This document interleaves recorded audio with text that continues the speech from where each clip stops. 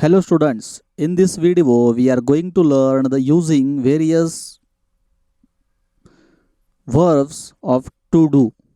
To do म्हणजेच एखादी गोष्ट करणे किंवा कृती करणे. आपण दैनंदिन जीवनामध्ये विविध कृती करत असतो. त्या कृती सांगण्यासाठी जे शब्द वापरले जातात त्या शब्दांना आपण ॲक्शन वर्ड्स असे म्हणतो. आणि ह्या ॲक्शन वर्ड्सचा वापर करून आपण वर्तमान काळ, भूतकाळ आणि भविष्यकाळ अशा तिन्ही काळामध्ये विविध कृतीविषयी माहिती सांगत असतो. ही माहिती सांगण्यासाठी आपण डूची म्हणजेच टू डूची विविध रूपे वापरत असतो. ही रूपे साधारणतः साध्या म्हणजेच सामान्य काळामध्ये वापरली जातात. ती रूपे कोणकोणती आहेत याविषयी आता आपण माहिती पाहूया. प्रेझेंट टेन्स म्हणजेच वर्तमान काळामध्ये डू आणि डज म्हणजेच क्रियापदाचे पहिले रूप किंवा मूळ रूप वापरले जाते. आता एक गोष्ट आपल्याला या ठिकाणी लक्षात ठेवायची आहे ती म्हणजे डू आणि डज वापरणे म्हणजेच क्रियापदाचे पहिले रूप म्हणजेच मूळ रूप वापरणे. पास्ट टेन्समध्ये टू डूचे डीड हे रूप आपल्याला वापरायचे आहे. डीड म्हणजेच क्रियापदाचे दुसरे रूप किंवा भूतकाळी रूप. आणि भविष्यकाळामध्ये आपल्याला शल किंवा विल वापरायचे आहे आणि त्याच्यासोबतच क्रियापदाचे पहिले रूप किंवा मूळ रूप वापरायचे आहे. शल आणि विल ही टू डूची रूपे नाहीत, ती मॉडल ऑक्झिलरी आहेत. परंतु सामान्य काळाविषयी हा घटक पूर्ण व्हावा यासाठी मी या व्हिडिओमध्ये फ्युचर टेन्समध्ये शल आणि विल या दोन्ही क्रियापदांचा सुद्धा समावेश केलेला आहे. परंतु आपल्यासाठी टू डूची डू, डज आणि डीड ही तीनच रूपे आहेत. आता आपण कोणत्या प्रोनाउन पुढे म्हणजे कोणता कर्ता असेल तर कोणते क्रियापद वापरायचे याविषयी माहिती पाहूया. सामान्य वर्तमान काळ म्हणजे साधा वर्तमान काळ याच्यामध्ये डू आणि डज, साधा भूतकाळ याच्यामध्ये डीड आणि साधा भविष्यकाळ याच्यामध्ये शल आणि विल ही रूपे आपल्याला वापरावायची आहेत. आता आपण पूर्वीच पाहिलेलं आहे की कोणत्याही काळामध्ये ही, शी आणि इट यांच्यासमोर क्रियापद वापरत असताना ज्या क्रियापदाचा शेवट यसने होतो ते क्रियापद आपल्याला वापरायचे असते. म्हणजेच वर्तमान काळामध्ये डज असल्यामुळे आपण ही, शी आणि इट यांच्यासमोर डज हे क्रियापद वापरणार आहोत. तर उरलेल्या म्हणजेच आय, वी, यू आणि दे यांच्यासमोर डू हे क्रियापद वापरणार आहोत. पास्ट टेन्स म्हणजेच भूतकाळामध्ये डीड हे एकच क्रियापद असल्यामुळे आपण डीड हे क्रियापद वापरूया. आता आय, वी आणि यू यांच्यासमोर शल वापरूया आणि यू, दे, ही, शी आणि इट यांच्यासमोर विल वापरूया. हे आपल्या नियमानुसार आहेत. परंतु सध्या सर्वच प्रोनाउनसमोर विल वापरले जाते. ही गोष्ट आपल्याला लक्षात ठेवायची आहे. म्हणजेच साध्या भविष्यकाळामध्ये आपण शलसोबत विलसुद्धा आय आणि वीच्या पुढे वापरू शकतो.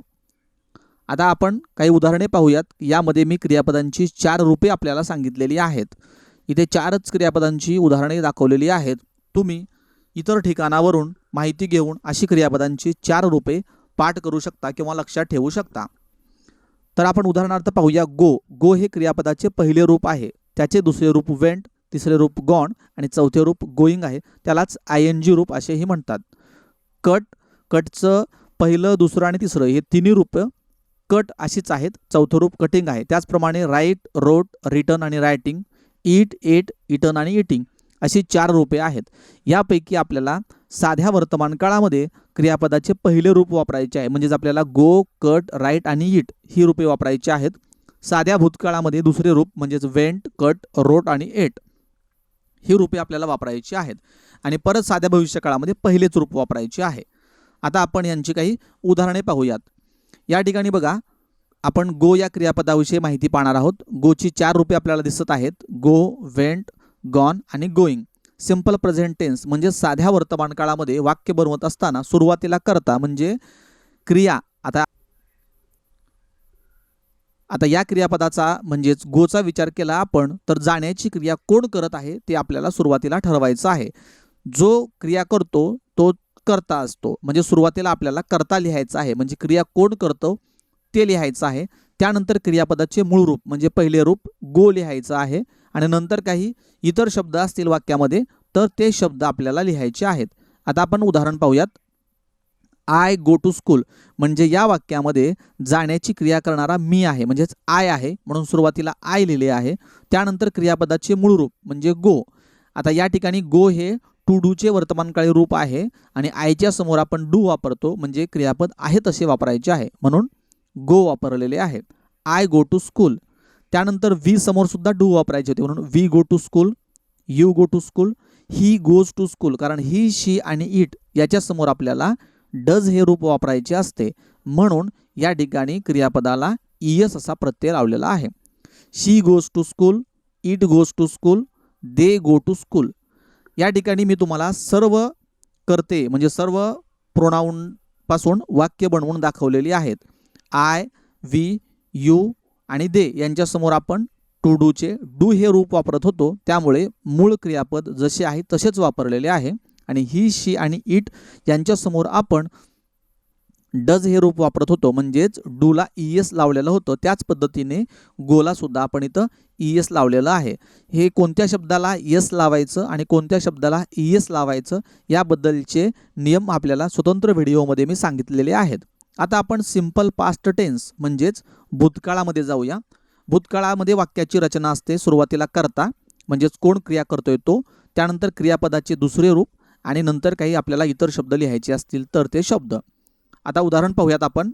I went to school. या ठिकाणी वेंट हे गोचे दुसरे रूप म्हणजेच भूतकाळी रूप वापरलेले आहे. We went to school, you went to school, he went to school, she went to school, it went to school, they went to school. साध्या भूतकाळामध्ये आपल्याला क्रियापदाचे दुसरे रूप सर्व कर्त्यांसमोर तसेच वापरायचे आहे. भूतकाळामध्ये यस किंवा ईएस लावायचं नाही, कारण भूतकाळामध्ये डीड हे टू डूचे एकच रूप असल्यामुळे सर्व कर्त्यांसमोर एकच क्रियापद येईल. आता आपण सिंपल फ्युचर टेन्स म्हणजेच भूतकाळाविषयी काही वाक्य पाहूयात. भूतकाळामध्ये सुरुवातीला पहा कर्ता असतो, त्यानंतर शल किंवा विल वापरायचे आपण सुरुवातीला पाहिलेलं आहे, परंतु सध्या सर्वच कर्त्यापुढं सर्रासपणे विल वापरले जाते, म्हणून आपण सुद्धा सर्व कर्त्यांसमोर विल वापरणार आहोत. I will go to school, we will go to school, you will go to school, he will go to school, she will go to school, it will go to school आणि they will go to school. आता ह्या तिन्ही काळामधील वाक्यांचा अर्थ आपण पाहणार आहोत. तर आय गो टू स्कूल म्हणजे मी शाळेला जातो. जाण्याची क्रिया ही वर्तमान काळामधली आहे. आय वेंट टू स्कूल मी शाळेला गेलो म्हणजेच भूतकाळातली क्रिया आहे. आणि I will go to school म्हणजेच मी शाळेला जाईन. अशाच पद्धतीने आपण इतर वाक्यांचे सुद्धा अर्थ लावू शकतो.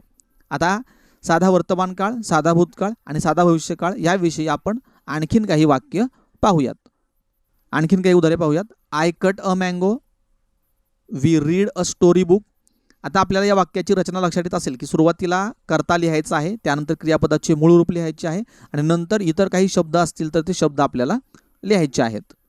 You run very fast, he sells caps. आता या ठिकाणी ही, शी आणि इटच्या समोर डज वापरायचे आहे, म्हणजेच क्रियापदाच्या मूळ रूपाला यस किंवा ईएस प्रत्यय लावायचा आहे, म्हणून इथे सेल्स या मूळ क्रियापदाला यस असा प्रत्यय लावलेला आहे. They make kites at home, she jumps from the tree, Tejas cooks rice. अशा पद्धतीची साध्या वर्तमान काळामधली काही वाक्य आपण पाहिलेली आहेत. परत एकदा मी रिपीट करतोय की साध्या वर्तमान काळामध्ये वाक्याच्या सुरुवातीला वाक्याचा कर्ता म्हणजेच क्रिया कोण करतोय ते लिहायचे, त्यानंतर क्रियापदाचे मूळ रूप लिहायचे.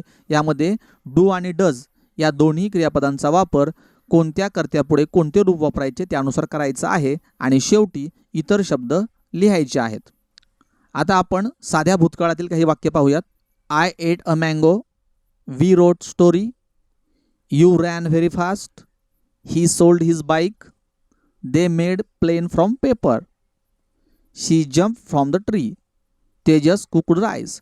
अशा पद्धतीची वाक्य आपण साध्या भूतकाळामध्ये बनवू शकतो. या सर्व वाक्यामध्ये क्रियापदाचे दुसरे रूप वापरलेले आहे, म्हणजेच साधा वर्तमान काळ आणि साधा भूतकाळ यामध्ये जर आपल्याला वाक्य बनवायची असतील तर आपल्याला क्रियापदाचे पहिले रूप आणि दुसरे रूप याविषयी माहिती असणे आवश्यक आहे. ही रूपे आपण पाठ करून ठेवली पाहिजेत आणि त्याचा जास्तीत जास्त वापर केला पाहिजे. आता आपण भविष्यकाळातील काही वाक्य पाहूयात. I will cut a mango, we will read a story book, you will run very fast, he will sell caps, they will make kites at home, she will jump from the tree, Swara will study at night. अशा पद्धतीने आपण साधा वर्तमानकाळ, साधा भूतकाळ आणि साधा भविष्यकाळ या तिन्ही काळामध्ये वाक्य कशा प्रकारे बनवायची याविषयी माहिती घेतलेली आहे. तुम्ही अशाच पद्धतीची जास्तीत जास्त वाक्य तयार करा